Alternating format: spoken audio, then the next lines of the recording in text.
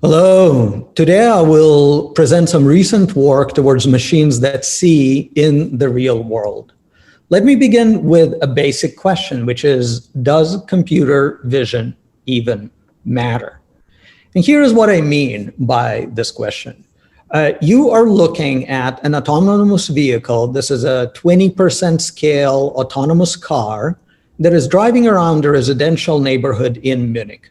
It is driven by a convolutional network that receives images as input and produces actions directly. It is driving the car directly based on image input without doing anything that we would recognize as explicit computer vision. It does not do explicit object detection. It does not do explicit depth estimation or semantic segmentation or optical flow estimation. Much of what the computer vision community spends time on in computer vision conferences and journals is not explicitly done in this work, yet the car drives. Here is what I mean by explicit computer vision. On the top, you see an image and a resulting semantic label map. Every pixel gets a semantic class. On the bottom, you see an image and a depth map. Every pixel gets an estimated distance from the camera. Most papers published in computer vision conferences and journals are devoted to tasks like this that produce explicit intermediate representations that describe the content of the scene from image or video input. Yet I just showed you in the previous slide that a car can drive without doing any of that. So does this kind of explicit computer vision matter? This is the question that we asked recently in a paper that was published in the journal Science Robotics. And we conducted controlled experiments at scale to study this. Here's what we did. We trained agents in immersive three-dimensional environments. We used simulation to conduct controlled, reproducible experiments at scale without endangering physical systems and physical infrastructure. Here are some of the environments we trained sensory motor systems in. Here's an urban driving environment. You see it on the left. On the right, you see explicit intermediate representations such as depth, semantic segmentation, and optical flow. Here is an off-road trail traversal task where the task is to remain on the road. And here is a battle scenario. This is essentially the classic first-person game, Doom, in which you are marooned on an alien military base and you conduct assertive diplomacy.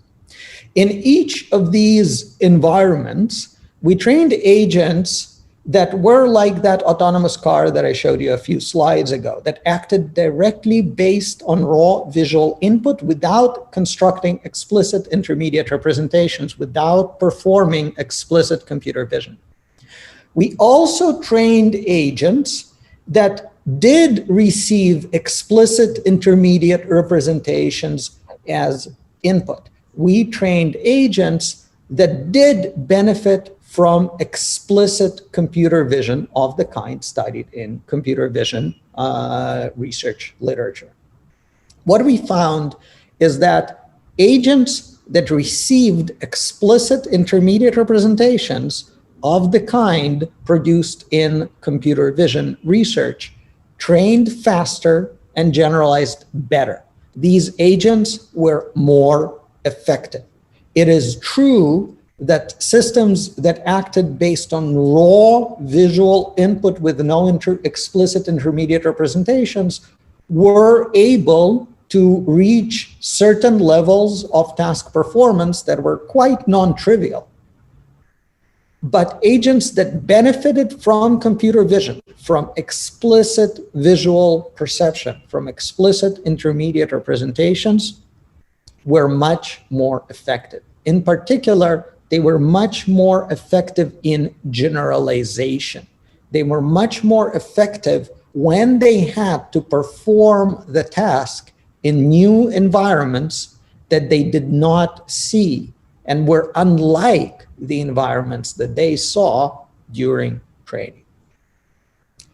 There was an interesting outcome of this experiment, which is that some intermediate representations seem to be more effective than others for the kinds of tasks that we studied.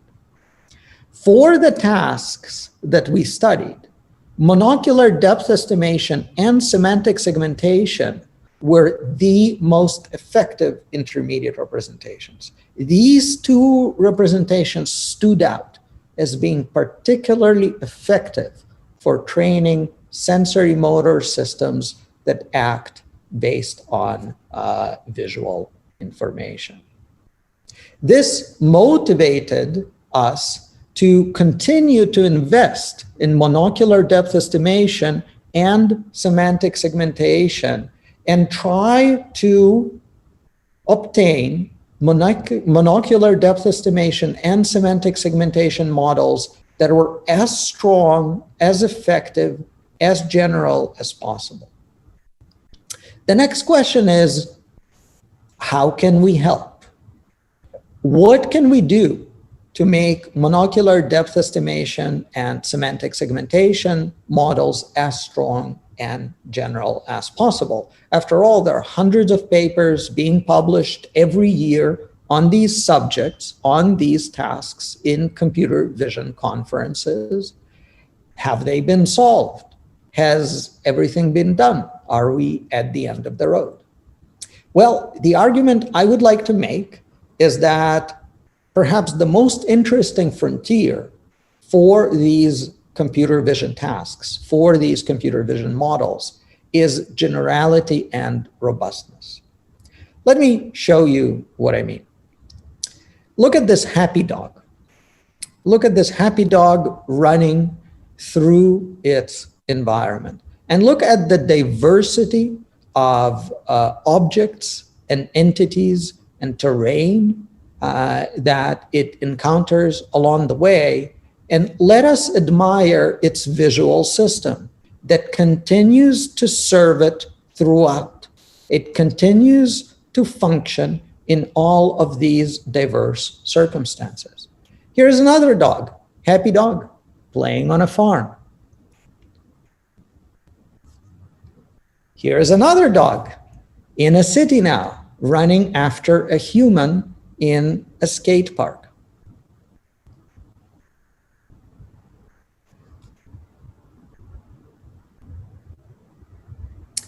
And here is a dog lazily ambling about an apartment. The key point is that it is very easy to imagine all of these being the same dog. This could all be done by the same dog with one visual system. One visual system that continues to serve it throughout.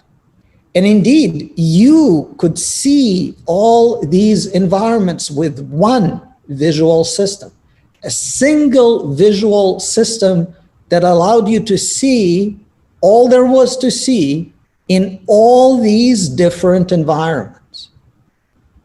We do not have anything like that in computer vision today. We do not have visual perception systems that are as general and robust in all these different domains as your visual system or the dog's visual system. A key question that would immediately occur to a computer vision professional that tries to train a general and robust vision system is, which data set am I going to train on? There are domain-specific data sets that provide very good data for specific circumstances, such as driving, for example. Driving is a domain in which there is a plethora of excellent data sets. There are data sets for indoor environments in which you get a lot of good data for indoors. And there are general data sets that span many domains, such as Microsoft COCO and AD20K. These are really excellent, tremendously useful data sets. But they tend to be a bit less granular, and they tend to have less data in specific domains. So what we have are a large number of data sets that all provide different trade-offs, that are all complementary. And none of them on its own is quite sufficient to train visual perception models with the level of generality and robustness that we really want for ubiquitous, robust, long-term, real-world deployment. So a methodology that we have been pursuing in a number of recent works is to mix data sets for training and to test on completely different, previously unseen data sets at test time. The key idea is that we perform a train-test split, not within a data set, as is customary, but across data sets. We take a large collection of data sets. We designate a subset of these data sets for training. We train on a mix of data sets. The intuition is that mixing data sets during training, mixing data sets that were collected by different teams at different times in different environments, will yield more robust models that will generalize better to new domains. Now, how do we evaluate generalization to completely new domains? We test on data sets that were withheld, data sets that were never seen during training, data sets that, again, were collected completely independently by different teams in different environments at different time. We withhold a number of data sets.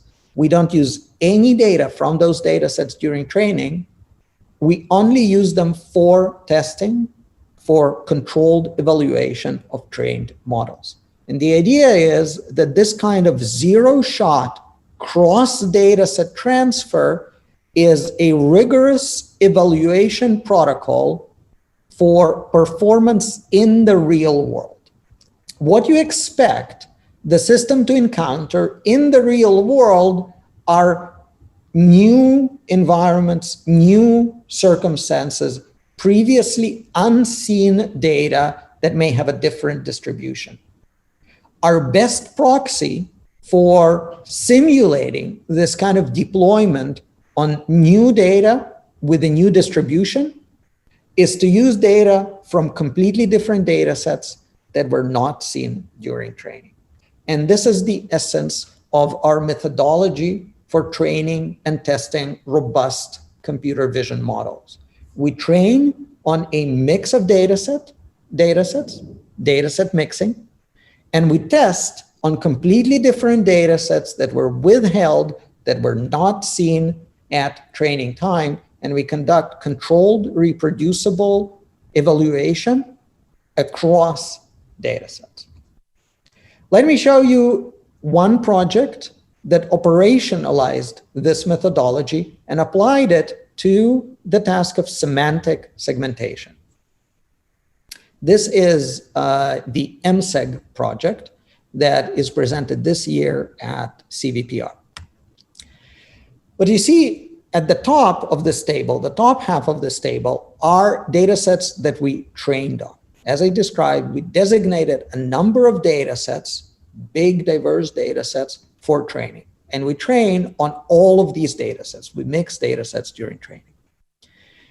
The bottom half of this table are data sets that we test on, that are independent data sets that are not given to the model at training time and are just used for testing. So we perform a train test split at the level of whole data sets. The key difficulty that we encountered in operationalizing this approach is that all the data sets have different taxonomies. They have different collections of classes. They have different notions of what an object is.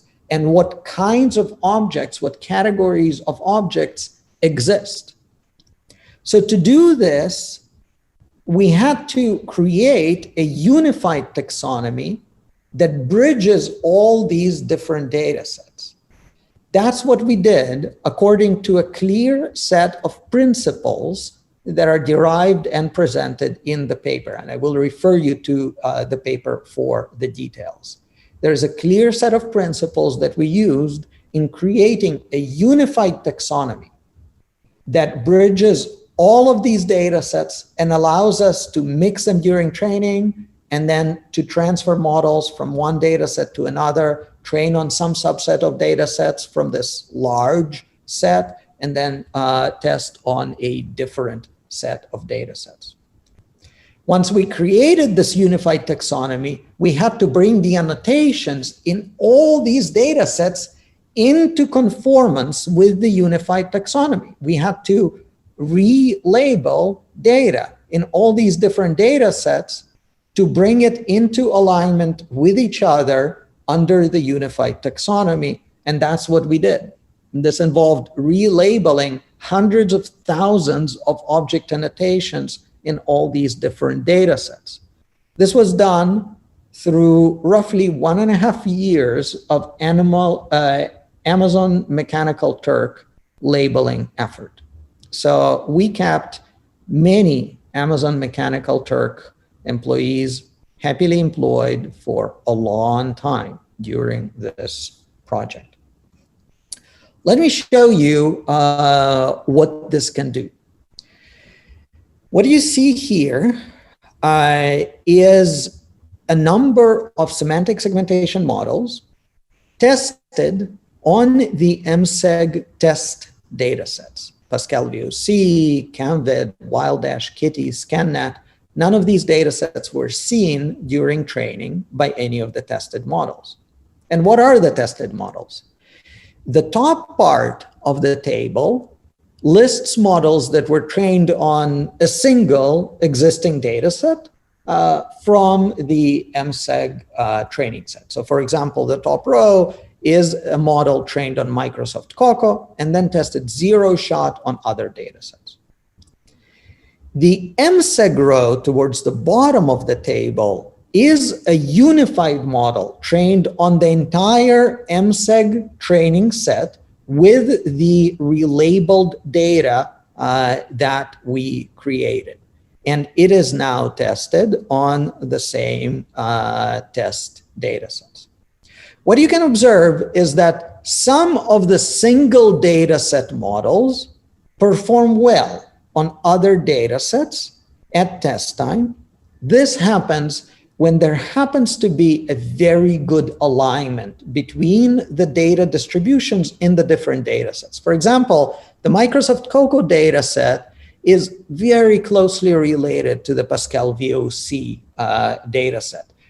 These datasets use similar classes. Their notions of object are similar. The data collection protocols were related. The Microsoft Coco dataset is essentially a successor to the Pascal VOC dataset. And you see that a Coco trained model performs well on Pascal VOC. But in such circumstances, the models lose performance on other datasets where there isn't such good alignment between the data distributions at training time and at test time. On the other hand, the MSEG trained model sustains high performance on all test datasets. And you can see this very well in the summary measure on the right, the hierarchical mean, which summarizes performance across all test datasets. It is 59 here for the MSEG model. The closest prior single dataset model gets a harmonic mean of 46. And that's a model trained on Coco, which is, if you're going to train on a single dataset, your best bet. If you're going to train on a single dataset, train on Microsoft Coco. But you're better off training on MSEG. Here's another interesting result.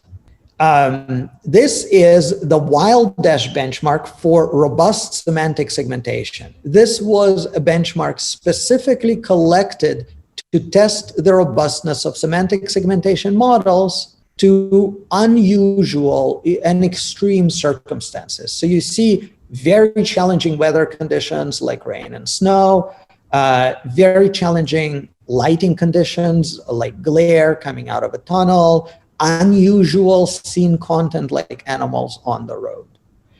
The MSEG model, same model that you saw tested on various data sets in the previous slide, topped the Wild-Dash leaderboard. It became #1 on the Wild-Dash leaderboard without any exposure to Wild-Dash data during training. So this is zero-shot cross data set transfer, no exposure to Wild-Dash data. It became #1. And it exceeded the performance of the previous leading models on that benchmark, which were fine-tuned on Wild-Dash data. So the MSEG model without exposure to Wild-Dash data outperformed prior models that were allowed to peek into the data set and fine-tune on it. Let me show you some qualitative results. All the results you're going to see here, all the clips, are processed by a single model, a single MSEG trained model. And you will see that it works across all of these diverse domains. The labels that you see all come from this unified taxonomy that we created. You will see a bit of temporal instability. We'll see some flickering, and that's because the model processes each image one by one, frame by frame. There is no temporal processing. This is not processed as a whole video volume. Each frame, each time step is processed independently. So don't mind the temporal flickering, but notice the robustness of the model across all these different domains. One model for all domains.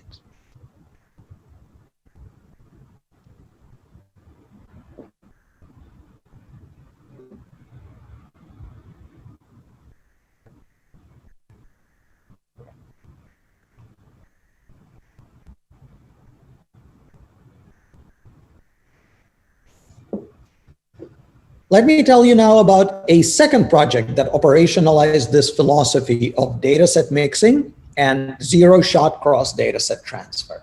In this project, we applied this approach to monocular depth estimation. The top part of this table shows training datasets. These are datasets that we trained on our monocular depth estimation model on. The bottom part is test data sets. Again, zero-shot cross data set transfer. We test on data sets that were never seen at training time. In this project, we actually added a data set of our own to the mix. We contributed a data set of our own to the mix because we saw an opportunity to introduce very interesting data for training monocular depth estimation models that was quite complementary to other data sets that we found in the literature. Our data comes from 3D movies.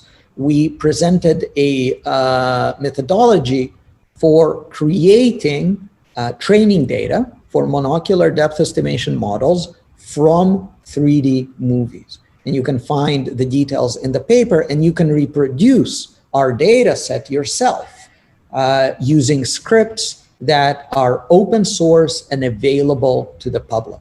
So there are scripts in the public domain that allow you to recreate this data set and use it yourself.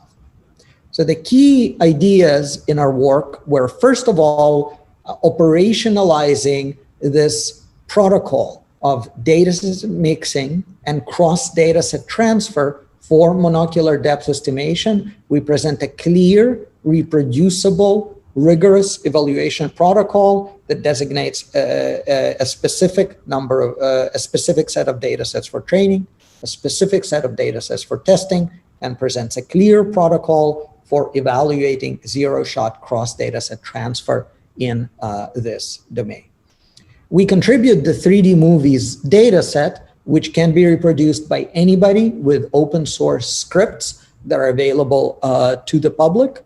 We contribute a number of technical ideas that we have shown to be quite helpful, such as robust losses that allow you to effectively combine supervision for monocular depth estimation from different data sets that may have been acquired with different sensors, with different statistics, and a different data collection procedures. We formulate dataset mixing as multi-objective optimization inspired by work in multitask learning. And we present extensive experiments that clearly demonstrate unprecedented performance in this domain. And this is what I want to show you in the next few minutes. On this slide, what you will see are the results of our model, which we call MEDAS, on clips from the Davis dataset. So on the right, you will see the depth maps produced by the MEDAS model for images that you see on the left. Again, there is some temporal instability because, again, these are processed not as video, but as images. Each frame, each time step is processed independently. But I hope you can appreciate that the depth maps on the right look quite plausible. And this is zero-shot cross-dataset transfer. This data was never seen during training. In fact, the Davis dataset, the dataset of these clips, is not a dataset for monocular depth estimation at all. It does not provide any supervision for this task. It is simply a dataset of very complex, realistic, diverse video clips.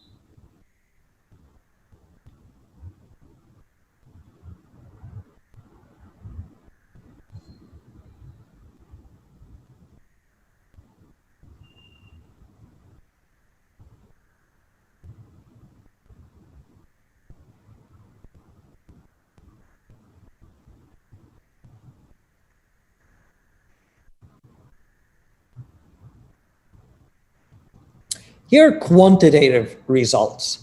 What you see here are comparisons of our model in the top row, the MEDAS model, to state-of-the-art monocular depth estimation models.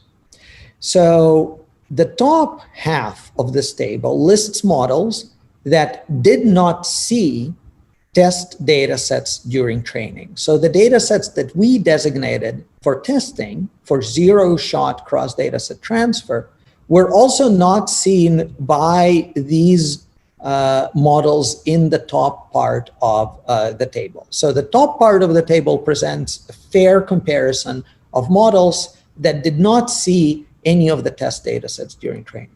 The bottom part lists models that did train on the test data sets. And what you see, interestingly enough, is that some of the models in the bottom part that do train on test data sets can, in effect, overfit to individual test data sets. So a model that trains specifically on the Kitty data set can get really excellent performance on the Kitty data set, but it loses tremendously on other data sets because it, in effect, overfits to a single data set.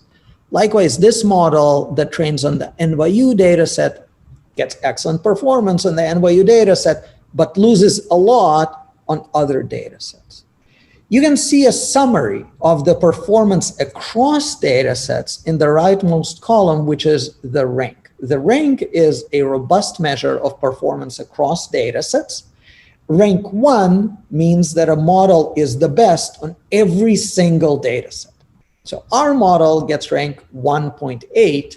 The closest prior model has a rank of 4.7, a big, big gap. Here is another view of the same data. Here we list the performance drop, the error increase across data sets in relative terms of prior state-of-the-art models relative to our model. Here, the units are percentage increase in error. So in each data set, there is its own performance measure. They're on different scales and they're not really comparable across data set. But within each data set, there is an error measure, and lower is better.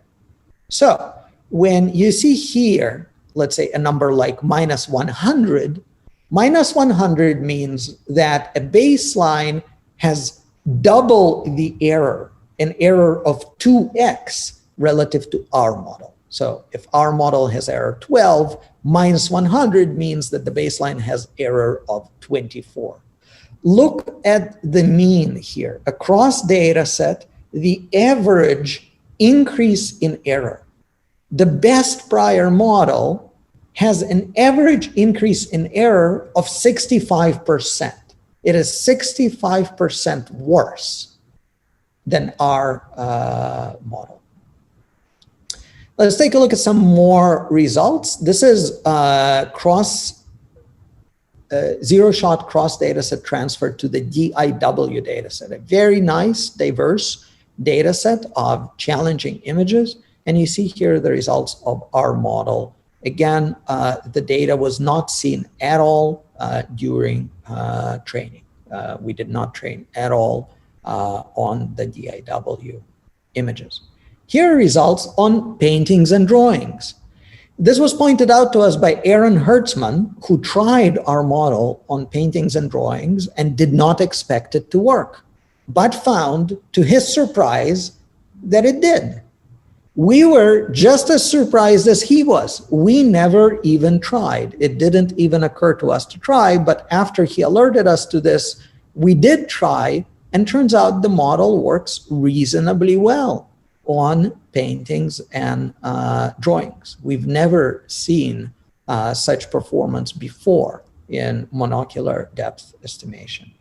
And of course, with monocular depth estimation, it is very important to sanity check and look at the results in 3D, because these depth maps, if they're very good, they should actually look like coherent 3D scenes if you look at them in 3D. And you can see this at the bottom row here. These are scenes from the Microsoft COCO dataset, not seen at all during training. Again, this is zero-shot cross dataset transfer. What you see at the bottom are the depth maps rendered as 3D point sets with perspective, and you can see that they look like fairly coherent 3D scenes. So to summarize, we began today's talk by ascertaining that computer vision does matter. Explicit computer vision, which produces intermediate representations, helps train sensory motor systems that train faster and generalize better. The frontier for explicit computer vision that produces such useful intermediate representations is generality and robustness. It is our responsibility to train computer vision models that function out of the box in diverse natural environments with no prior exposure to these environments. We introduced a clear methodology for approaching such robustness, which is to mix diverse data sets during training and to test via zero-shot cross dataset transfer, which is as good a proxy measure as I have seen so far for performance in new environments in the real world. And as an outcome of these projects, we have now excellent models for semantic segmentation and monocular depth estimation that you can download from these repositories, and these models work out of the box. They're not perfect. We have not reached perfection yet. We are not done yet. But these are the best models I have seen for semantic segmentation and monocular depth estimation in diverse natural environments that were not seen at all during training. If I were to take one model, one semantic segmentation model, or one monocular depth estimation with me, to a trip to Alaska or Myanmar, I would take these models. I hope you try them, and I hope these prove useful to you. Thank you very much.